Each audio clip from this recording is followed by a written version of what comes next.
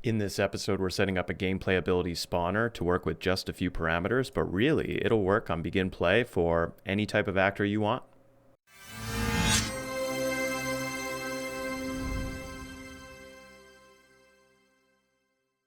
Hey guys, welcome to today's episode, and today we're combining work from the last two episodes in order to create a gameplay ability pickup spawner.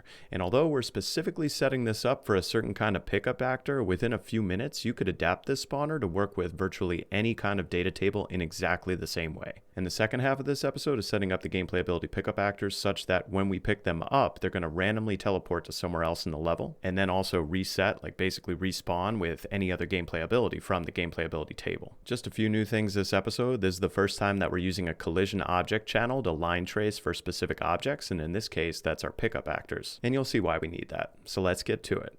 Alright, so the first thing that we're going to do is we're going to set up that custom collision channel for objects that I was mentioning, and it'll become apparent why we need this. But let's go to settings, let's go over to project settings, and then we can navigate to collision, and we've got object channels here and trace channels. Now back in episode 29 we set up this decal trace channel, and now we're setting up a new object channel, and I'm going to call it spawn check because we could use this for any type of spawned actor. And the default response is going to be ignore, but we're just going to set it to block for those actors for which we want to do a spawn check. So accept. And then we're all set here. We can close out of this, and I'm going to go back to the content drawer, back to content. We're going to go into blueprints, and we have to go into the actual actor that we're picking up, and that's going to be our gameplay ability pickup actor that we started all the way back in episode 33, this right here. So here's the problem that we need to initially solve, and we're going to use that collision channel in order to do it. The problem is, how do we ensure that gameplay abilities don't get spawned right on top of each other? And so the way we're going to do this is we're going to have a second collision sphere, because we already have a collision sphere around our gameplay ability pickup actor, such that if the player character or another character runs over it, they pick up the ability.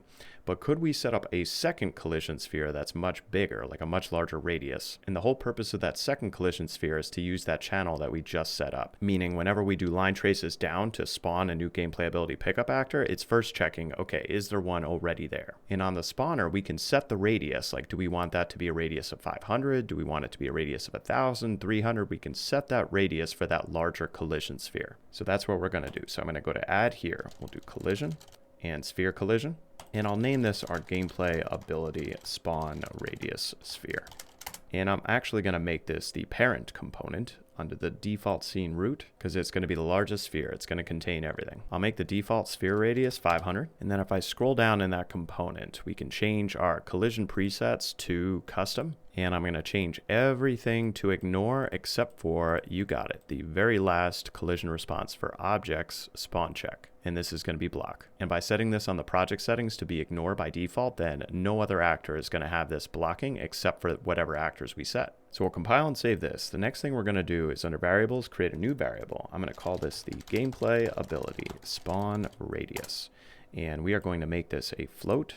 And we are going to make this instance editable and exposed on spawn so that we can set this whenever we spawn a new gameplay ability pickup actor. Compile and save again. And I'll change the default value here to 500. So then in the construction script, because remember the construction script is the first thing that's executed when an actor is spawned. So what we're going to do is get a reference to our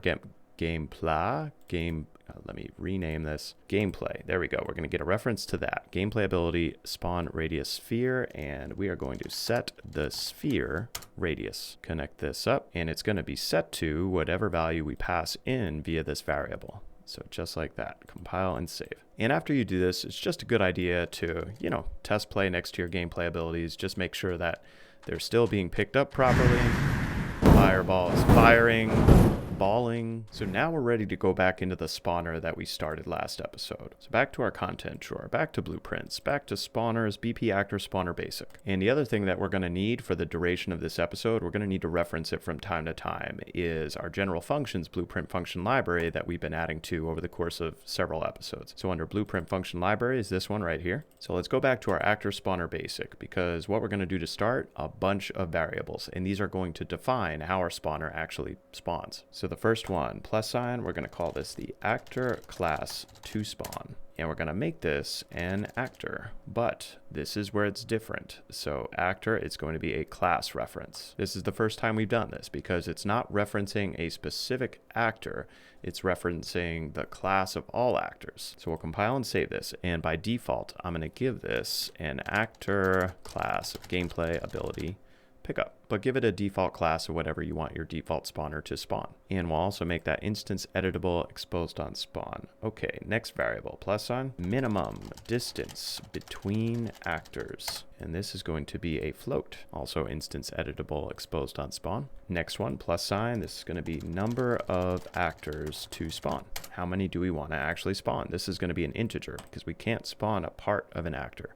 Instance editable exposed on spawn. The next one, this is going to be the center of level, because if we want to use this spawner on multiple levels, then we need to define what the center of the level is going to be. So once again, instance editable exposed on spawn, that's going to be a vector. Next one is spawn radius. So how far out from the center do we want to allow this spawner to spawn? So it's going to be a float. And the next one, second attempt number of actors to spawn, and this is going to be an integer.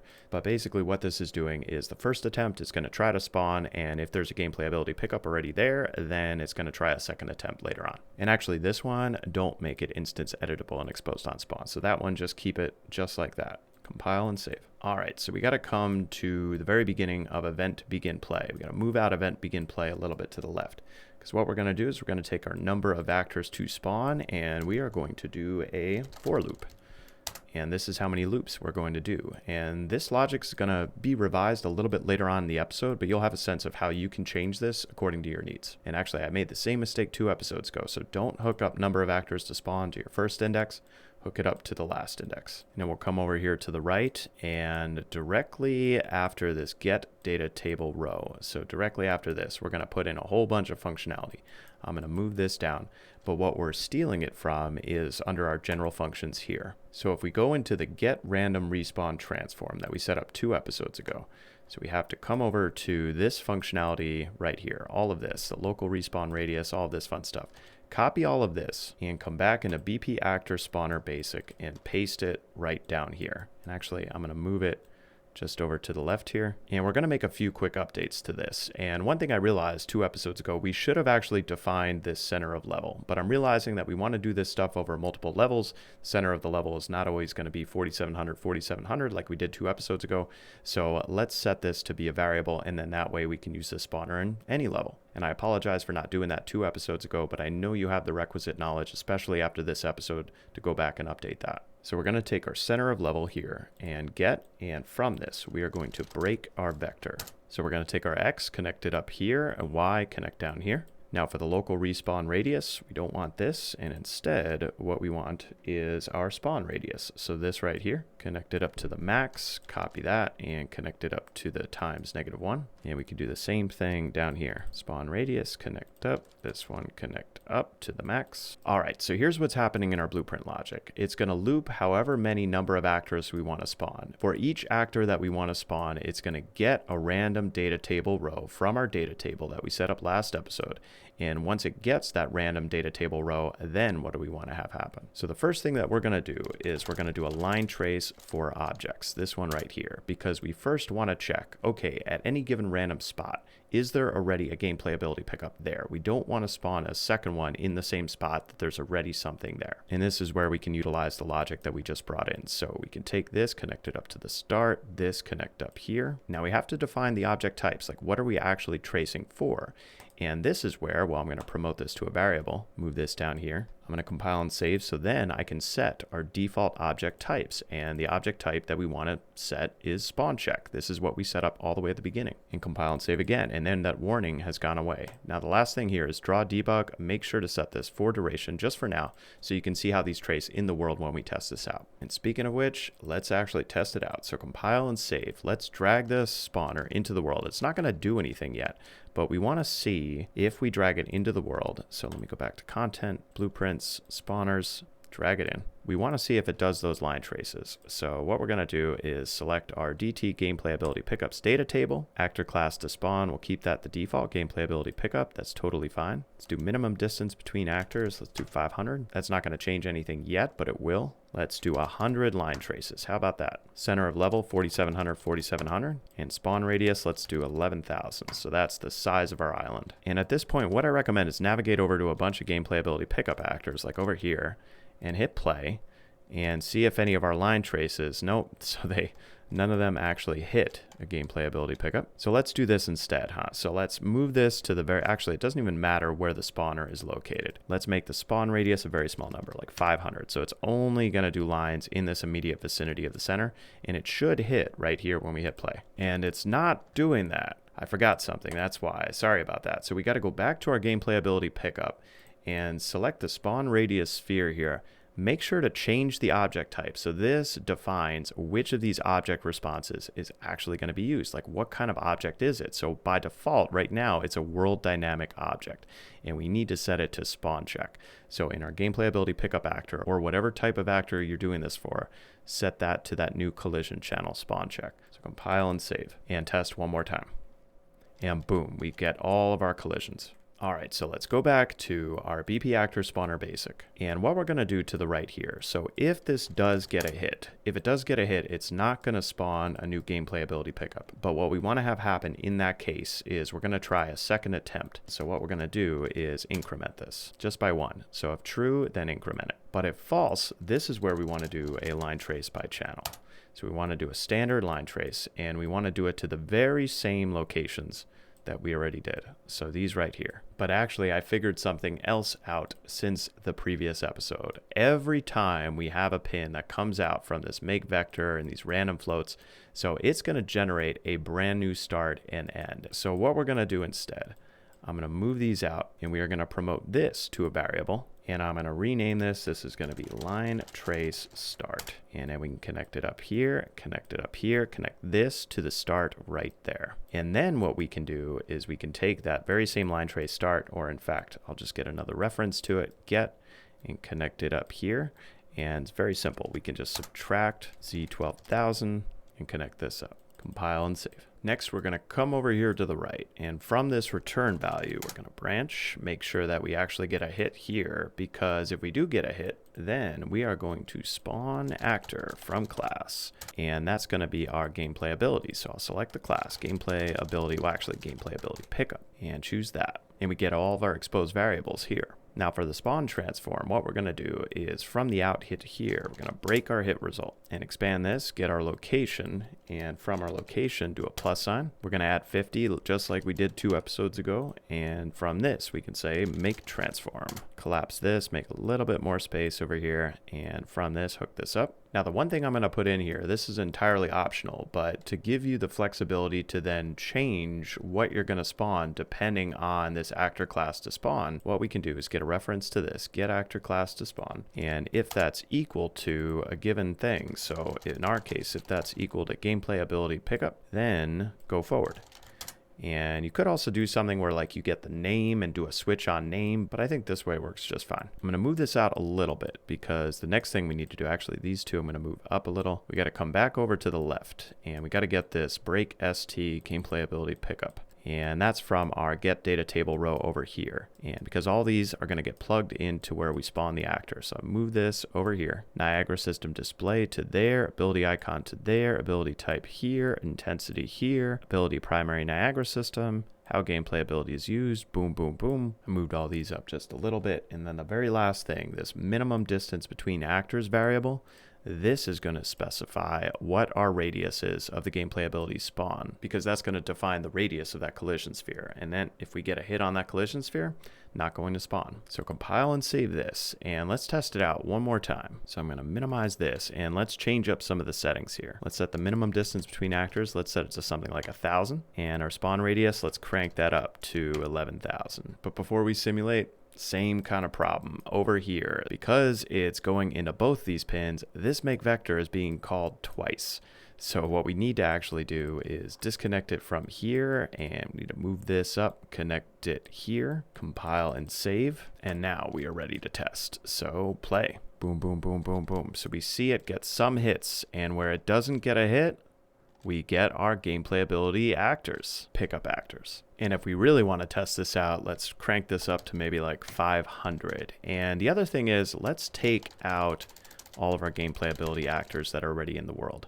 So we can just select, we could search up here, select the top one, hold shift, select the bottom one, delete them all out of the world. So we got a blank slate, play, and boom.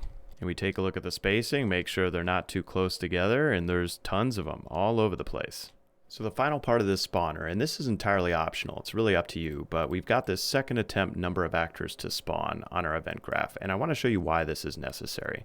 So from here, let's actually do a print string, and let's also do an append from this, and we can connect this up. Well, actually, let's connect it up from here to the B, and A is number of failed spawns. And this way, you're actually going to see how many we failed to spawn.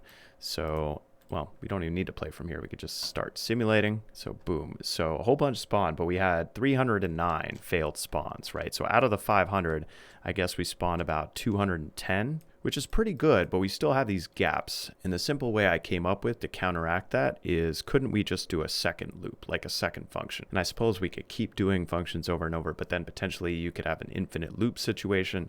I want to avoid that. I think by just doing a second run through, that's going to take care of a lot of it. And it's still pretty good. Like there's some gaps, but it's kind of random gaps, which I like. All right, so we'll get rid of this print string here. And what I'm going to do is I'm going to take all of this and I'm going to collapse it to a function.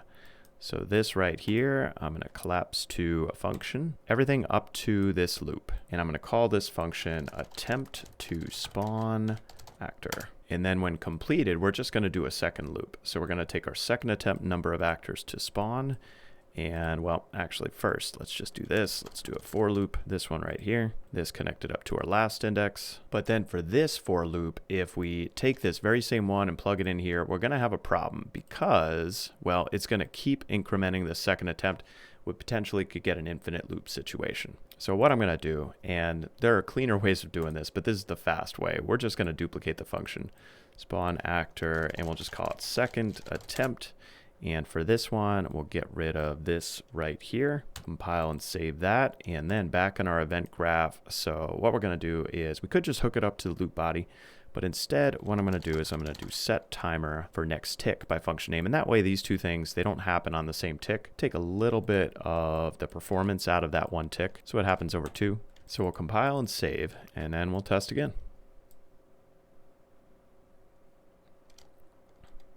Yeah, it looks a little bit better. I think the overall coverage is better. It's still not perfect, and I'm sure you could find the gaps some other way, but I think this is plenty good. And now on to the last part of this episode, which is when we pick up a gameplay ability, we want that gameplay ability to at first go inert, which is already set up, but then we want to move it to a new location and basically take a random line from that data table and respawn that gameplay ability pickup at that location. So the first thing we need to do is a little bit of cleanup on our gameplay ability pickup actor. So let's go into that, gameplay ability pickup. And there's one other thing we need, which is our third-person character blueprint. So I'll go back to content, core, third-person character. And we have a function that we created way back when in this series. It's this attempt to pick up ability function. So this is the attempt to pick up ability, but if it succeeds at picking up the ability, that's what happens here. So it basically makes the Niagara system inert, sets the collision to be no collision, and actually tags the actor to be inert. And I initially created this when I was far less experienced with blueprints. I've learned a lot over the course of this series. And one lesson that I learned, and this is a really good lesson to learn, is you always want to create the blueprint logic on the blueprint itself that has that stuff. So what I should have done is all of this inert stuff I should have done on the gameplay ability pickup itself, not on our third person character. And that way it's just way easier to reference. So we're going to fix this right now. It's only going to take a minute. So take all of this right here, copy all of that, go back to our gameplay ability pickup, over to our event graph, and we're going to create a brand new custom event. And this event is going to be titled make inert on pickup. And then directly next to that, we can paste. And we just need to update our references here. So all we're going to do, well, I can delete out the comment. We're going to take our pickup Niagara system effect just like that, connect it up just like that, delete this one out. Same thing with our pickup collision sphere. We're going to get a reference, connect this up, this one as well, delete out. And over here on the right, so we can just get a reference to ourselves. So get a reference to self and connect that up. Just going to consolidate some of this stuff. And there's one other thing that we need to make inert, and this is net new functionality because we just created it this episode, and that's the spawn radius sphere. So I can drag in a reference to that, and I can set collision enabled, and that's going to also be no collision. and then connect up here. So we can compile and save this, and then back in our third person character, instead of all this, we're just going to call that event. So we can drag out from this pin here and just search for make inert on pickup.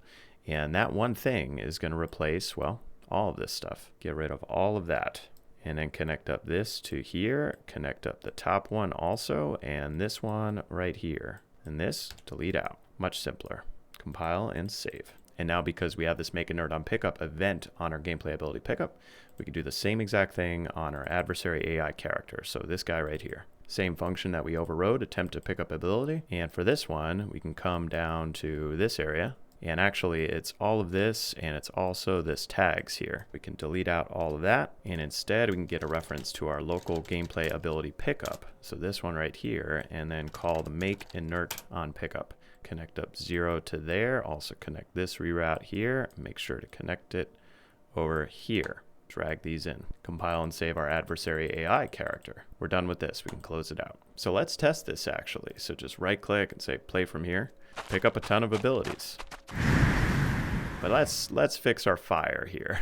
So I don't know why this is happening, but we can fix it really easily. If that does happen to you at any point where Niagara systems fail to compile like that, so all we need to do is go into our Niagara systems, our gameplay abilities, fire, fireball with UP. We basically need to get a reference to the sprite.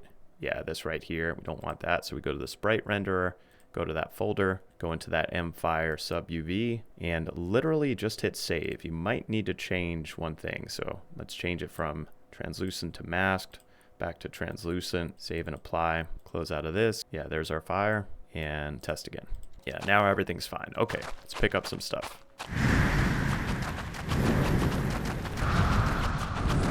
It's like a kid at a candy shop.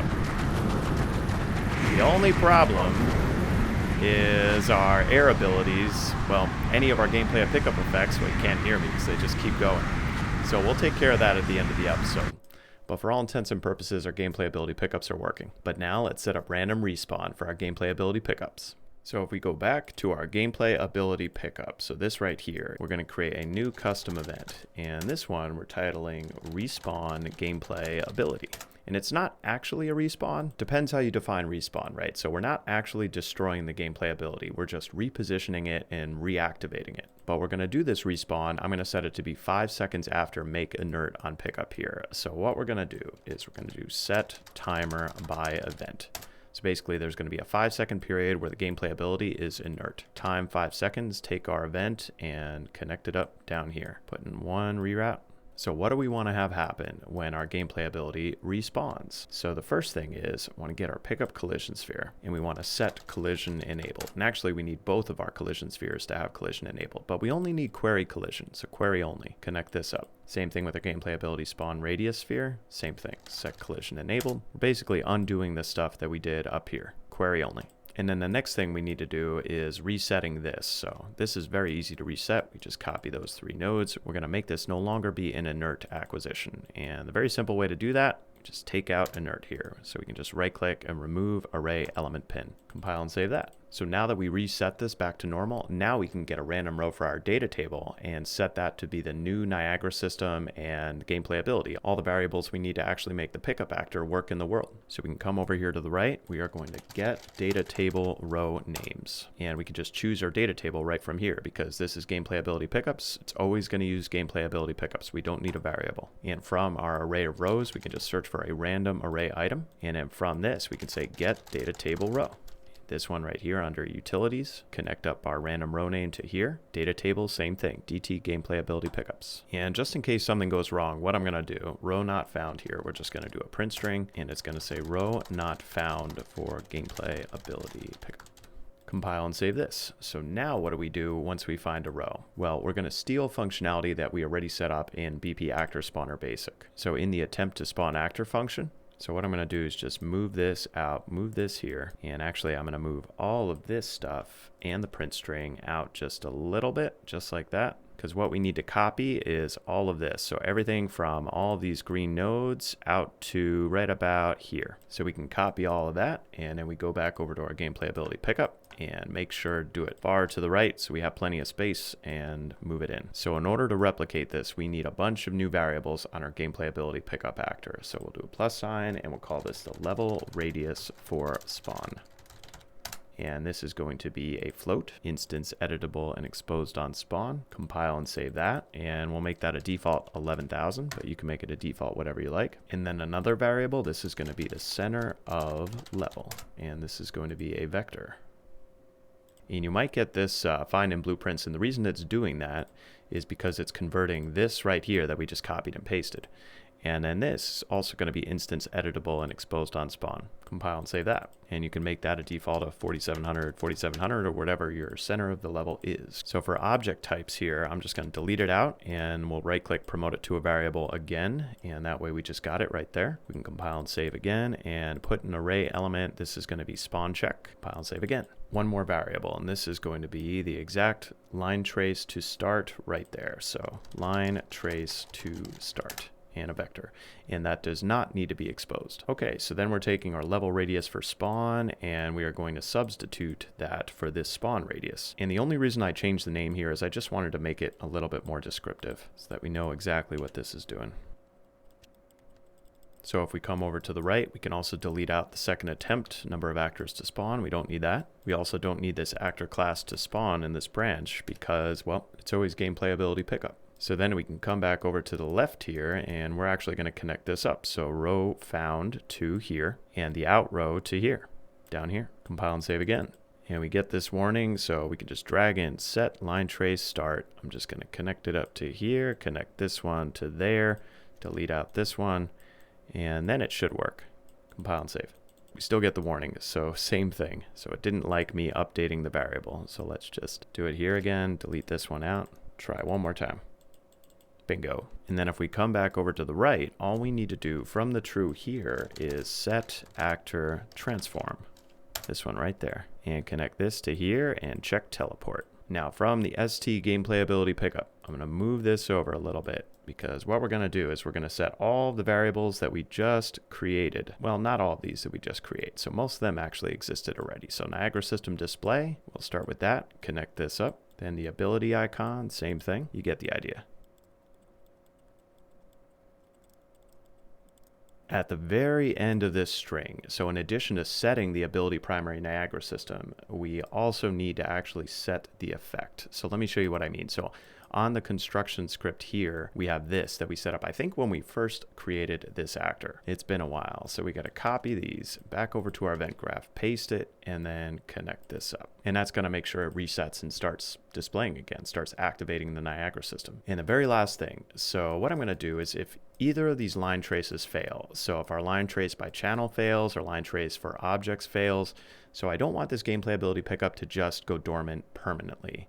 What I'm going to do is from the true here, we're going to set timer for next tick by event and connect up this false as well to here. And the reason I'm going to do that is because this way, let me move this print string up, we could take from this event and we can hook it up right here. Basically, it's going to try again. It's going to try again next tick. So it's only going to try to spawn or respawn once per tick, but it's going to keep trying until it respawns. There is definitely an opportunity here to make this more efficient by sharing a lot of this logic between the actor spawner basic and gameplay ability pickup. But by this point, you know how to do that. I'm just taking a shortcut here. And one last thing I forgot to clean up, this minimum distance between actors, we don't need that. So once you've got all that, so I'm going to zoom out just so you could see all this at a high level. Before we test, I made one mistake. I started testing and I started getting multiple gameplay abilities picked up that were exactly the same on the same hotbar, and it's because I forgot to connect up this pin right here. Make sure to connect up every single one of these, otherwise you're going to have issues. Okay, so if you got all that in gameplay ability pickups, compile and save. And there is one last thing. We've got this new variable, the level radius for spawn and the center of level. And when we actually spawn the gameplay abilities, so back in our actor spawner basic, so over here, we want to hook those two up. So we want to take our center of level here and get and connect it up. And the same for our spawn radius here. So drag that in, get, and connect this up here. So if you got all that, compile and save. So let's test this out. So if we minimize, I'm going to go back over to our spawner so we can search for, there's our spawner. And I recommend setting a small number of actors, so let's do just 10, maybe spawn radius of 1,000, minimum distance between actors 500. And we'll be able to see, if we're picking up in this small radius, we'll be able to see, okay, where are they all going to respawn to? So what we should see is as we play from here and we start picking these up, we should see them respawning in the general vicinity. Yeah, there's, I think, a new one. Yeah, I see a new one right there. You and your adversary AI character can go to town. But we still have that sound issue. So let's take care of that next. So we are good on all blueprints except for third-person character. So I'm going to close out of gameplay ability, spawner basic, general functions, and there's just two functions we need to quickly update on our third-person character. So one is this gameplay ability boost only effect, and the other is the gameplay ability pickup effect. So I'll start with this, the boost only effect. So what's actually happening here is this node right here, the spawn sound attached, it's just spawning a sound, spawning a sound, spawning a sound, and it's not checking to see did a previous sound end or it's not ending the previous sound. And so the way we're going to handle that is we're just going to destroy the previous sound if an existing sound's already going. So this power up sound here, we're just going to get power up sound. So get power up sound, and actually I'm just going to make a little bit of space between these. And we can convert the power up sound to a validated get, connect this up, because if it is valid, then what we're going to do is destroy the component. And if it's not valid, it can go right on, but if it is valid, it'll be destroyed, and then we're going to spawn a new sound. So we can take that very same logic, copy that, and go back to attempt to pick up ability and go into this one, gameplay ability pickup effect, and the same exact kind of thing. So we can just make some space here, connect up from spawn system to that, and connect up this to here, is not valid to there, and compile and save. All right, final test. Let's do it. Could even make this into a competition. Who between you, your adversary AI, and you, who picks up the most abilities, huh? But we're not getting the same sound issues. So that concludes our episode for today, and we are now in the final stages of this series. We are going to end on episode 80, but I'm determined to get that working gameplay prototype that we set out to make. And the last step that we need before we really finish gameplay is we need our AI to have the same gameplay ability jump and speed boost that we set up for our regular character. So you see them there running around full speed. So I hope to see you there next episode.